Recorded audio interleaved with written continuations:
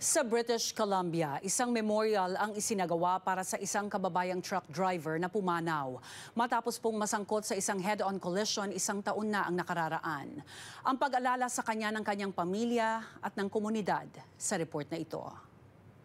Oh, he is a loving husband. He is a loving father. He always put himself last, you know.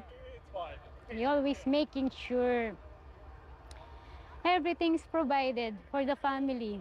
Balmores na ang tawag sa Birch Island Station, isa sa National Railway Station sa British Columbia.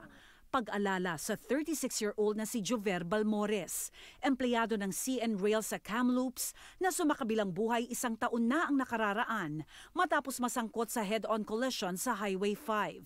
Saksi ang naiwang asawa ni Balmores at ang tatlong anak nito sa seremonya. Dumalo rin ang mga katrabaho ni Balmores sa CN Rail sa memorial na isinagawa Miyerkules. If I'll do it by myself, I don't know. Because I don't even know how to wake up the next day and, you know, do all the things that makes my kids happy.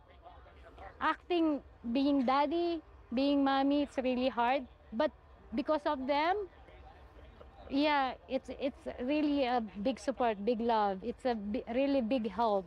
April 23, 2024, pasado alas 12 ng umaga, nasangkot sa isang head-on collision ang minamanehong company truck ni Balmores sa Highway 5, malapit sa Clearwater. Patay si Balmores at ang pasahero ng semi-truck na nakabanggaan. Nakaligtas naman ang mga pasahero ni Balmores at ang driver ng semi-truck.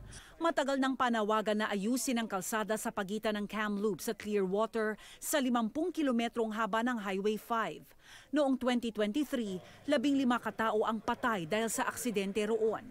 Ang pagkamatay ni Balmores noong 2024, sana raw ay huli na at maging hudyat na sana ng pagbabago. It's like every day it's killing me, especially this day.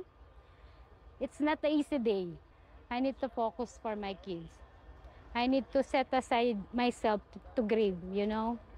I need to put them first.